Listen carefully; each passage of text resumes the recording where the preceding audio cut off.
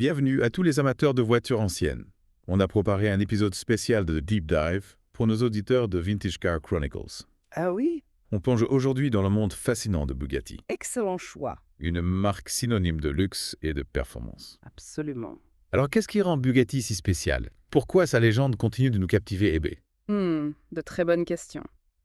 On va explorer les modèles emblématiques et les personnalités qui ont façonné cette marque mythique. Parfait. Alors, pour comprendre l'essence de Bugatti, il faut commencer par parler de son fondateur, Ettore Bugatti. Figurez-vous qu'il est né dans une famille d'artistes. Son père était ébéniste et sculpteur, son frère sculpteur et son oncle architecte. Incroyable, un vrai bouillonnement artistique. Oui, on pourrait penser que cet environnement l'aurait mené vers une carrière artistique, mais Ettore avait une autre passion, la mécanique. Ah, intéressant. Donc, il a baigné dans un univers artistique, mais il a choisi de se tourner vers l'ingénierie. Exactement. Et ce qui est fascinant, c'est qu'il a excellé dans l'ingénierie, sans avoir reçu de formation formelle. Vraiment, hein? Un véritable talent inné. Yeah. Dès son plus jeune âge, il se passionne pour les moteurs et la mécanique. Et à seulement 17 ans, il modifie un tricycle motorisé de Dion-Bouton pour le rendre plus performant. C'est fou, 17 ans. On sent déjà la passion et l'audace qui vont le caractériser. Et du coup, comment passe-t-on du tricycle à la création de sa propre marque automobile? Eh bien, Ettore n'a jamais cessé de repousser les limites. Après le tricycle, il conçoit sa première voiture, la Type 1, D'accord. à l'âge de 19 ans. T'es 19 ans. Et quelques années plus tard, il présente la Type 2 au Salon international de l'automobile de Milan. Imaginez une voiture avec un moteur 4 cylindres, un système de refroidissement par eau et une boîte à 4 rapports. C'était révolutionnaire pour l'époque. Waouh. Il avait à peine 20 ans et il était déjà en train de révolutionner l'industrie automobile. Oui. Pas étonnant qu'il a remporté un prix à Milan. C'est le genre de succès qui vous donne envie d'aller encore plus loin, non? Absolument. Et c'est justement ce qu'Etta va faire. Fort de ses premiers succès, il décide de fonder sa propre marque automobile en 1909. Quelle année? 1909. Il choisit Molsheim en Alsace comme lieu d'implantation de son usine. Et c'est là que l'histoire de Bugatti va réellement commencer. Molsheim, le berceau de la légende Bugatti. Et avec cette nouvelle marque, quel est son objectif? Quel genre de voiture veut-il créer? Ok. Ettore Bugatti a une vision très claire. Il veut construire des voitures à la fois puissantes, légères et élégantes. D'accord. À l'époque, la plupart des constructeurs automobiles misaient sur des véhicules lourds et encombrants. Ettore, lui, s'inspire des chevaux de course. Il recherche la vitesse, l'agilité et la finesse dans ses créations. Ah oui, d'ailleurs, il disait souvent que ces voitures étaient faites pour avancer, pas pour freiner. Ah oui, c'est ça. Une philosophie qui en dit long sur sa passion pour la performance. Oui. Et du coup, quel est le premier modèle qui incarne cette vision? C'est la Type 13, une petite voiture de course qui va faire sensation dès son apparition. Elle est légère, maniable, et son moteur 4 cylindres lui permet de rivaliser avec des voitures beaucoup plus puissantes. C'est un véritable triomphe pour Bugatti, qui va remporter plus de 40 courses en seulement 4 ans avec ce modèle. Plus de 40 victoires, c'est incroyable à Norge. On imagine l'impact que ces succès ont eu sur la réputation de la marque. C'est le genre de performance qui attire l'attention des passionnés d'automobile du monde entier. Exactement. La Type 13 a propulsé Bugatti sur le devant de la scène automobile. Et elle a permis à Ettore de démontrer que ses idées novatrices étaient bien plus que de simples lubies. Il avait trouvé la formule magique pour créer des voitures exceptionnelles, combiner l'art et l'ingénierie. Une formule qui va continuer à porter ses fruits pendant des années. Mais avant de parler des autres modèles emblématiques de Bugatti, j'aimerais qu'on revienne sur la personnalité d'Ettore. On a parlé de sa passion, de son audace, mais y a-t-il d'autres traits de caractère qui ont marqué son parcours étrique? Ettore Bugatti est un personnage complexe et fascinant. Il était connu pour son perfectionnisme, son exigence envers lui-même et ses collaborateurs. Il avait une vision très précise de ce qu'il voulait créer et il ne laissait rien au hasard. On raconte qu'il était capable de rejeter des pièces entières s'il estimait qu'elles n'étaient pas parfaites. Un vrai perfectionniste. Et du coup, comment ça se traduisait dans son travail? Est-ce qu'il collaborait facilement avec les autres Soflick? Ettore était un leader charismatique, mais aussi un dirigeant exigeant. Il savait s'entourer des meilleurs talents et leur donner les moyens de s'exprimer. Mais il n'hésitait pas à les pousser dans leur retranchement pour obtenir le meilleur d'eux-mêmes. Il avait une confiance absolue en son intuition et en sa vision, et il savait comment les transmettre à son équipe. C'est intéressant de voir comment cette personnalité a influencé la marque Bugatti. On sent que cette recherche de la perfection, cette attention aux détails, sont des valeurs qui se reflètent dans chaque modèle. Tout à fait. Et c'est ce qui rend Bugatti si unique.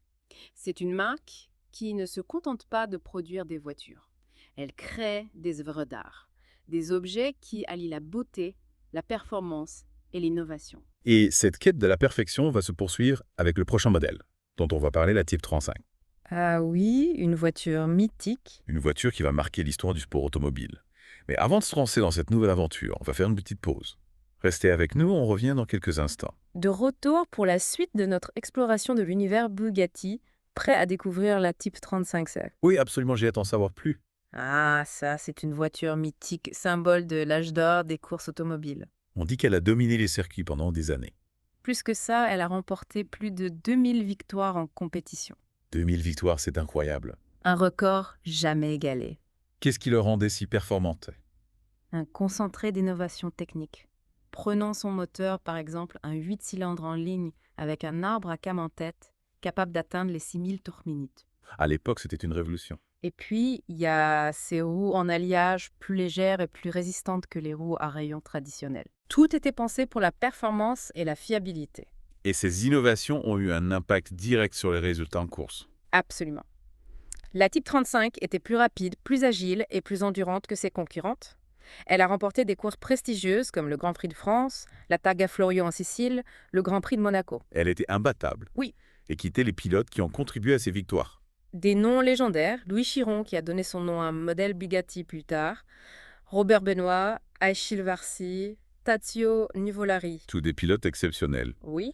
On imagine l'adrénaline, la vitesse, le danger.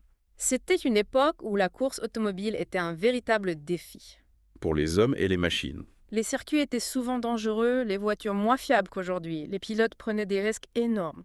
Et au milieu de tout ça, il y avait Ettore Bugatti, le visionnaire, le perfectionniste. Comment vivait-il ses succès en compétition? Ettore, c'est un passionné de course automobile. Il était présent sur les circuits, il suivait de près le développement de ses voitures. Pour lui, la compétition était le meilleur moyen de prouver la supériorité de ses créations. Cette passion pour la compétition a nourri l'innovation chez Bugatti. Oui, chaque victoire était une confirmation de ses idées. Une motivation pour aller encore plus loin. Exactement. Et cette passion s'est transmise à son fils Jean Bugatti. Oui, un pilote talentueux. Ensemble, ils ont continué à repousser les limites de la performance et du design automobile. Jean a apporté sa propre vision à la marque, Oui. en concevant des modèles à la fois élégants et sportifs. Justement, parlons de Jean Bugatti. Quel a été son rôle dans l'évolution de la marque? Quel modèle a-t-il créé? Jean Bugatti est un designer de génie. Il avait un sens inné de l'esthétique et de l'élégance. Il a notamment dessiné la Type 57, Ah, la Type 57. un modèle qui incarne parfaitement le style Bugatti des lignes fluides, une silhouette sportive, un intérieur luxueux. Une autre voiture mythique. La Type 57 a connu un grand succès commercial et elle est aujourd'hui considérée comme l'une des plus belles voitures jamais construites. C'est fascinant de voir comment Bugatti a su passer des voitures de course aux voitures de luxe. Tout en conservant son ADN, la performance, l'élégance, l'innovation. Oui, c'est ça. Et c'est cette capacité à innover et à s'adapter qui a permis à Bugatti de traverser les époques.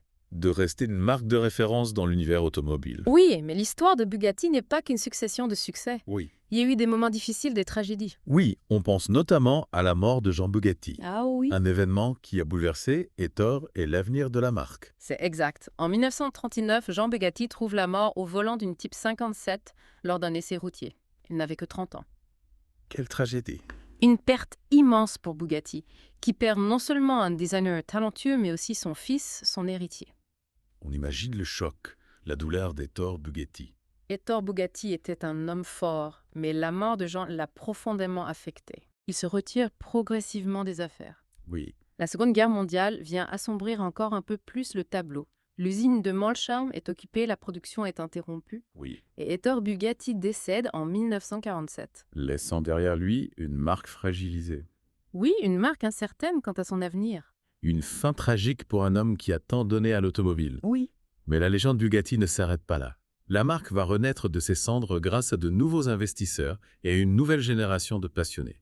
Mais avant de parler de cette renaissance, on va faire une petite pause.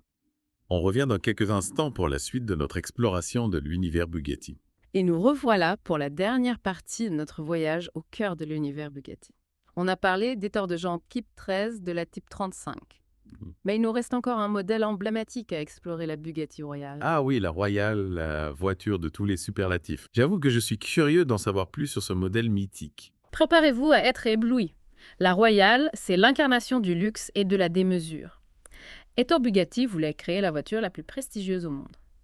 Une voiture destinée aux rois, aux empereurs, aux manières de l'industrie. Rien que ça. On imagine le cahier des charges puissance, élégance, confort. Ettore Bugatti ne devait pas faire dans la demi-mesure. Absolument pas. Pour vous donner une idée, la Royale mesurait plus de 6 mètres de long et pesait près de 3 tonnes. C'est énorme. Imaginez un peu le gabarit. Et sous le capot, on trouvait un moteur gargantuesque, un 8 cylindres en ligne de 12,7 litres de cylindrée. 12,7 litres, c'est énorme. On parle d'une cylindrée digne d'un camion aujourd'hui. C'est quoi l'idée derrière un moteur aussi imposant? Ettore Bugatti voulait que la Royale soit la voiture la plus puissante et la plus silencieuse au monde. Ah oui. Et il a réussi son pari. Le moteur de la Royale développait environ 300 chevaux, ce qui était phénoménal pour l'époque. Et pourtant, il était incroyablement souple et silencieux. On raconte que la Royale pouvait rouler à seulement 2 km/h en prise directe sans aucun à-coup. Fascinant. Une voiture capable d'atteindre des vitesses folles tout en offrant un confort absolu. Et au niveau du design, qu'est-ce qui caractérisait la Royale? La Royale était une voiture imposante avec des lignes élégantes et raffinées. Ettore Bugatti a fait appel aux meilleurs carrossiers de l'époque pour habiller la Royale, Kellner, Labodet, Binder. Chaque exemplaire était unique, personnalisé selon les goûts du client. On imagine l'intérieur, cuir, bois, précieux détails en or, un véritable palais roulant. Exactement, la Royale était conçue pour offrir le summum du luxe et du confort à ses passagers. Ettore Bugatti ne voulait faire aucun compromis sur la qualité et le raffinement. Mais malgré toutes ces qualités, la Royale n'a pas connu le succès commercial escompté. Pourquoi?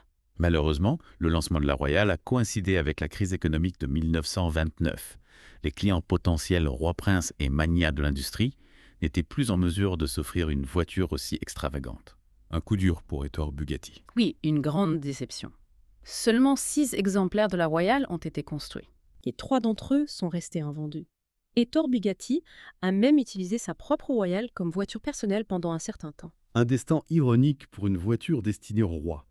Mais malgré cet échec commercial, la Royale reste un modèle emblématique de l'histoire de Bugatti. Absolument. La Royale est un symbole de l'ambition, de la démesure et du génie d'Ettore Bugatti. Une voiture qui continue de fasciner les passionnés d'automobile du monde entier. La Royale nous rappelle que l'histoire de Bugatti est faite de hauts et de bas succès et d'échecs. Mais malgré les épreuves, la marque a toujours su rebondir et se réinventer. Après la Seconde Guerre mondiale, la marque a connu une renaissance avec des modèles comme la EB110 dans les années 90. Et aujourd'hui, sous l'égide du groupe Volkswagen Bugatti, continue de produire des voitures d'exception, des hypercars qui repoussent les limites de la performance et du luxe. Tout à fait, Bugatti a su préserver son héritage tout en s'adaptant aux nouvelles technologies et aux nouveaux défis. L'Aveyron et la Chiron sont des exemples parfaits de cette philosophie des voitures qui allie la puissance, l'élégance et l'innovation, tout comme les modèles créés par Ettore et Jean Bugatti il y a près d'un siècle. Bugatti, c'est bien plus qu'une simple marque automobile. C'est un symbole de l'excellence, de la passion et de l'audace. Absolument. Et c'est avec cette image de rêve et de démesure qu'on va conclure notre plongée dans l'univers Bugatti. On espère que vous avez apprécié ce voyage à travers l'histoire de cette marque légendaire. Merci beaucoup de nous avoir accompagnés dans cette aventure. Et pour tous les passionnés d'automobile, n'oubliez pas de retrouver Vintage Car Chronicles demain pour une nouvelle exploration fascinante du monde automobile. À bientôt.